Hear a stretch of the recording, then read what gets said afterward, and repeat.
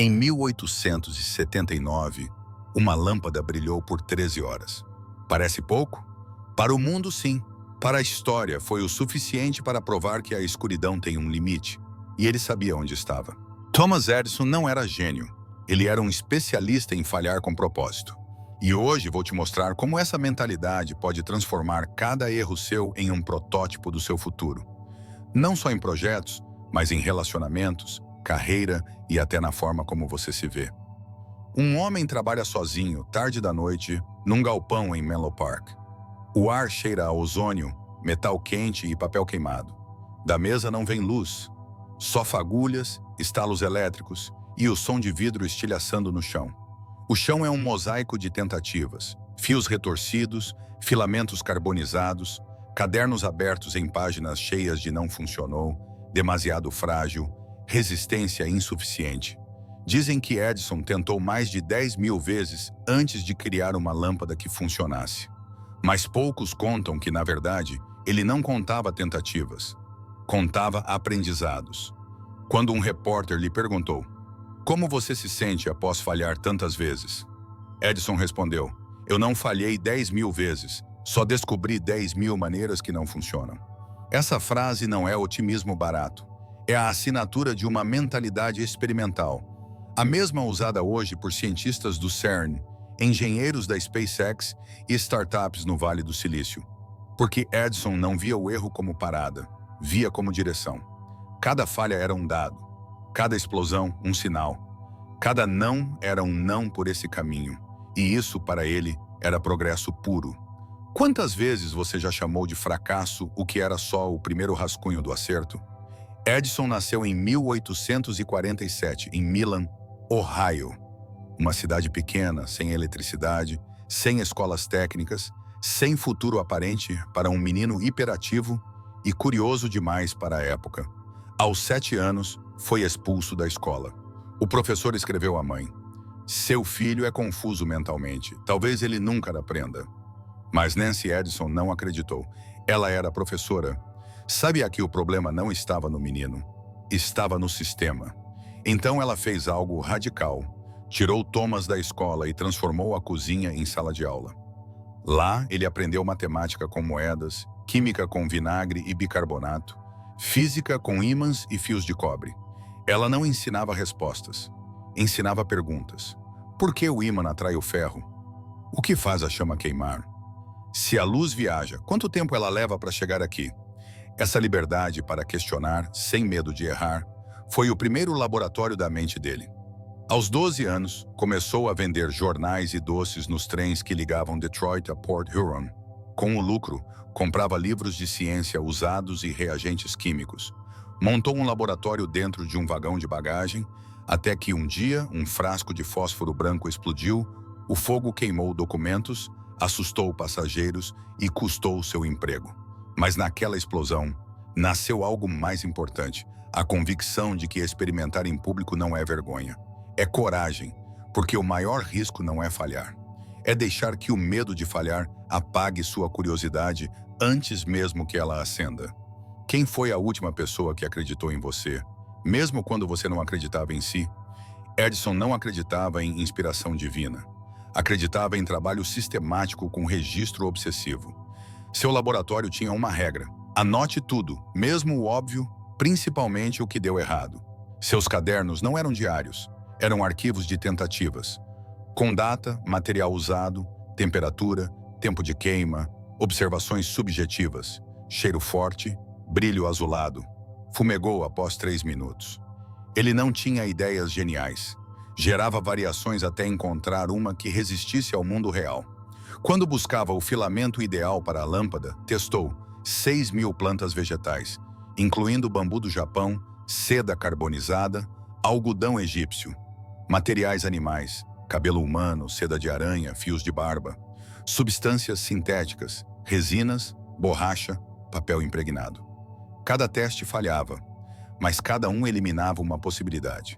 E na ciência, eliminar o impossível é o caminho mais curto para o possível. Edison era, na essência, um mestre da seleção natural aplicada à invenção. Ele não criava o novo do nada, deixava o real matar as ideias fracas. até só restar a que sobreviveu. Você está repetindo o mesmo erro ou está evoluindo dentro dele? Há uma diferença brutal entre teimosia e obstinação inteligente.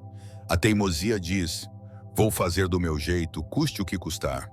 A obstinação inteligente diz: vou ajustar o método até o resultado aparecer. Edison era da segunda escola. Quando sua primeira usina elétrica em Nova York entrou em curto-circuito 3 vezes na primeira semana, ele não culpou os operários. Não desistiu do projeto. Refez o sistema de aterramento, isolou os cabos, criou fusíveis e transformou o erro em padrão de segurança mundial. Ele entendia algo que poucos dominam. O erro não é o oposto do sucesso, é o ingrediente. Como um padeiro que ajusta fermento, tempo e temperatura até encontrar o pão perfeito, Edison via cada falha como um ajuste fino no universo da possibilidade. Pense em uma falha recente sua. O que ela te ensinou que o sucesso nunca teria revelado? Mas nem toda luz vem sem sombra. Edison era um homem de contradições, brilhante, mas competitivo ao extremo. Visionário, mas autoritário protetor de seus funcionários e, ao mesmo tempo, implacável com rivais. Sua guerra contra Nikola Tesla, a Guerra das Correntes, quase apagou o legado de um dos maiores gênios da história. Edison usou até demonstrações públicas com animais eletrocutados para desacreditar a corrente alternada de Tesla. Hoje, julgamos isso duramente, e com razão. Mas essa sombra também revela algo essencial. Transformar o mundo exige energia, e toda energia tem custo. Até a luz gera calor. Até a invenção exige escolhas difíceis. Edison não era um santo, era um construtor, e construtores, por definição, cavam fundo, e às vezes removem o que está no caminho. Em 1920, aos 73 anos, Edison teve um AVC. Ficou parcialmente paralisado do lado esquerdo. Perdeu parte da fala. Os médicos disseram que ele deveria se aposentar, mas Edison transformou seu quarto em laboratório. Usava a mão direita para escrever, ditava ideias para seus assistentes e, no mesmo ano, registrou 27 novas patentes, entre elas, melhorias em baterias para carros elétricos. Sim, carros elétricos. Em 1920, ele não parou porque não podia. Parar seria trair o método que ele mesmo criara. A vida é um experimento contínuo, e enquanto houver pergunta, há razão para continuar. Isso não é obsessão, é fidelidade. Fidelidade à ideia de que o progresso não é um evento, é uma disciplina diária. Edison não usava a palavra fracasso, usava protótipo.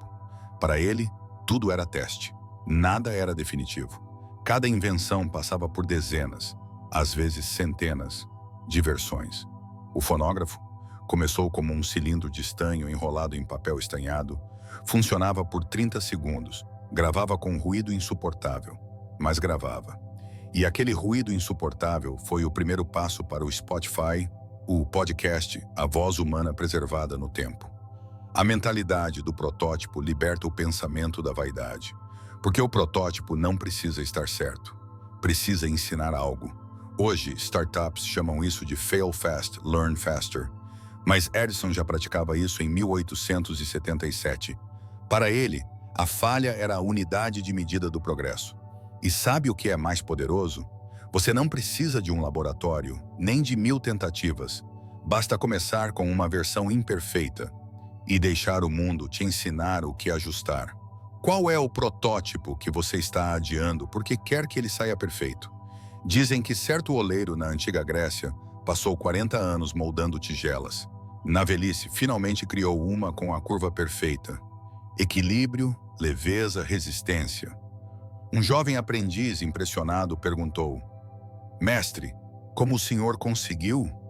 O velho foi até a oficina, abriu um baú empoeirado e retirou 999 tigelas quebradas, tortas, rachadas. "Essas", disse, "foram elas que me ensinaram o caminho." O mesmo acontece com ideias. Não é a invenção que molda o inventor, é o processo. Edison não criou a lâmpada só para iluminar o mundo, criou para iluminar o método de pensar que qualquer um pode usar. Porque ele sabia, a maior invenção não é a que você patenteia, é a que você internaliza. Há um detalhe que quase ninguém conta sobre o laboratório de Menlo Park. Era o primeiro centro de inovação do mundo. Não por acaso, mas por cultura. Lá não havia punição pelo erro. Havia reunião após cada falha. Os cientistas se reuniam, analisavam os dados e perguntavam: o que aprendemos? O que podemos testar amanhã? Edison transformou o erro em ritual coletivo. E assim nasceu o modelo dos modernos hubs de inovação. Google, GasX, MIT Media Lab, laboratórios da NASA. Porque inovação não é sobre indivíduos brilhantes. É sobre ambientes que transformam falhas em combustível. E você? Está cercado de gente que te ajuda a aprender com os erros? Ou que só aponta onde você errou? Edison morreu em 1931, aos 84 anos. No dia do seu funeral, Henry Ford, seu amigo e admirador, fez um pedido extraordinário ao governo dos Estados Unidos. Apaguem todas as luzes do país por 1 minuto, em homenagem ao homem que as acendeu. Às 22 horas do dia 21 de outubro, milhões de lâmpadas se apagaram. Cidades mergulharam na escuridão. E naquele silêncio, o mundo entendeu. A luz que ele deu não era só elétrica, era mental. Porque Edison não inventou a lâmpada, inventou a coragem de tentar até que a claridade apareça. E essa luz não mora no vidro, mora no cérebro que falha, aprende, ajusta e insiste. Em 1879, uma lâmpada brilhou por 13 horas. Hoje, a sua ideia pode brilhar por 13 segundos. E já ser o suficiente para provar que a escuridão tem um limite. E você sabe onde ele está. Se este vídeo tocou algo em você, comente. Sou Protótipo.